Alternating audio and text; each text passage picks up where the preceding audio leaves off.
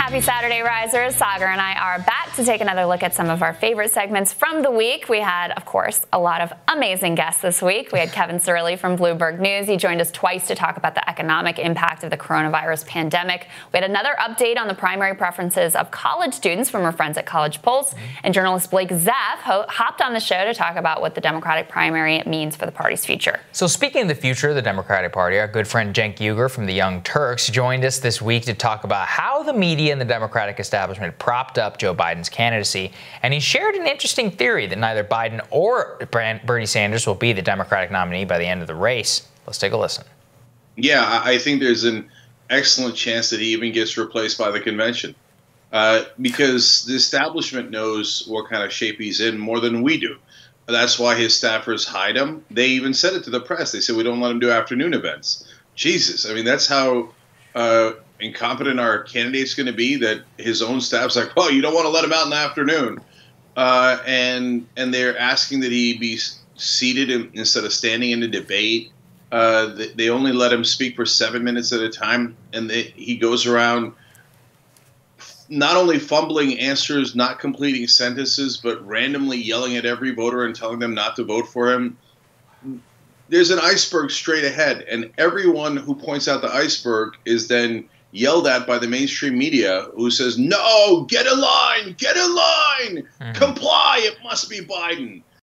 Cenk made an interesting point that he's amazing, right? He made an interesting point, though, that I hadn't really thought about. He's like, they know better than we do Biden's real mental state. There's a reason why they didn't line up behind him in the beginning. There's a reason why Jim Clyburn was out like, let's cancel the debate, let's cancel this, it's all over, you know, why they only let him do a 7-minute speech. That was basically his point, which I thought was interesting. Yeah, Matt Stoller made the same point. He's like, look, these people know him the best, and they openly know what his mental capacity is right now. And he's like, but they just don't care because they want to use him as a vehicle for power. And that's what we've been talking about on the show, which is that, you know, it's even more important who he picks because they're going to have so much autonomy under his presidency. Yeah. And there you go. Yeah, that's exactly right. And that's why, you know, it's not just thinking about Joe Biden, but whoever he picks for VP is going to be, if he wins the presidency, then that'll be the next nominee, most likely. And then you have potentially 8 years of that. It's certainly not going to be anyone that, you know, leftists or progressives are really excited about. So it's a dim future in that way. While we're on the subject of the Democratic primary, we were also joined by Professor Harvey J. Kaye this week. He talked about the parallels between FDR and Bernie, and he had some criticism about how the senator's failure to draw those comparisons really failed him and his campaign. Let's take a look. And what Bernie Sanders should have been doing, and if we get through today, should do it all the more aggressively, is when he has that national audience, take on the role of history teacher-in-chief, which, by the way, Franklin Roosevelt did in the 1930s. He became the history teacher-in-chief. He reminded them of the struggles of the past in order to empower them.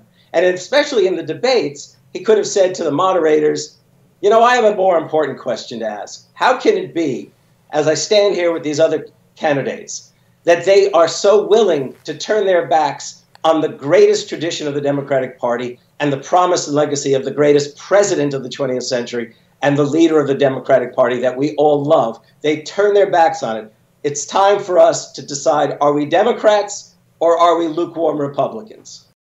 It's an interesting point from Harvey, and I absolutely agree with it, which is that Sanders and the movement and a lot of younger progressive rhetoric that I hear is all rooted in a language that has nothing to do with the history of the country. Even though some of their ideas and some of the ideas that I love too are deeply rooted in our history, 1890s and the 1940s. I mean, there's a deep, rich root of historical populism in America that was never tapped into by the Sanders campaign. Everything was about intersectionality and international solidarity. I mean, that stuff just, I mean, why should, you know, if you're American, you want to vote for something that you understand, not be, he framed it as a foreign ideology, and it's actually not. Well, and by doing that, I think it really hurt him. I think so too, and you could tell the campaign kind of knew that was the right thing to do, because we went to that speech where he defined democratic socialism and grounded it in that history of FDR and in an American tradition. But, you know, I mean, Bernie Sanders is 78 years old. It's hard to get him to change his everyday rhetoric, his debate rhetoric, et cetera. And so he fell back on his sort of old standard way of talking about his ideas as something new and different rather than grounding it in this American tradition. Look, it's one thing if you're a candidate who's like trying to convince people you're going to be the change candidate. He doesn't have to convince people of that. He needed to convince people they could be comfortable with it, that what he was saying really wasn't so radical, that it was part of our history, part of our legacy, that he's a return to. And it is, I think, one of the reasons why, suburban voters ultimately rejected him, why a lot of the, normies in the Democratic presidential primary decided to look to Joe Biden. I remember this actually from the Trump campaign, because if you remember the term America First took a lot of heat. People were like, that was, the isolationist movement and Nazis and all of that. But like that positioning was actually so well rooted in our history, and it was something that I remember the media was trying to gaslight everybody into thinking that we'd always lived in a globalized age in which we have to enter into free trade agreements and all these other things to do so, otherwise is blasphemy. I think Sanders could have benefited much more, and Trump gave a speech to that effect on America First and the history of his national positioning and how that has related to historical movements of the past. Sanders could have benefited more from leaning more into that type of rhetoric and talking about FDR, because it's the natural corollary to his historical movement. Yeah, absolutely the case. Finally, we wanted to highlight our conversation with the economic policy expert Oren Cass, a friend of mine, came under fire from the Wall Street Journal from a conversation that we had about him earlier this month, but his concept of the cost of thriving and his criticism of what he calls market fundamentalists. He explained his position for rising viewers. Let's take a look. The place where I think the market fundamentalism goes is to say, even if the market is not producing the good outcome, it is still the correct answer. Yes. Yeah. And that's where I think we have to say, well, wait a minute, markets are a mechanism that we love and we want to use, but we like them because they're an effective mechanism. And if they're not being an effective mechanism, we should say that. And it is, in fact, pro-market to say that and say we want to figure out what to do about it so that markets are working and are serving people and providing the function we want. There you go. So, Saagar, you have to translate this for me. Like, what did he say that so irked the Wall Street Journal? Because this was so weird. They basically cut like a negative ad about Oren from his appearance on your podcast and on our show. I think people don't understand. I think people think that maybe people do understand how far out of step I am with the professional right, which is that they are still like donkey brain, full-blown market.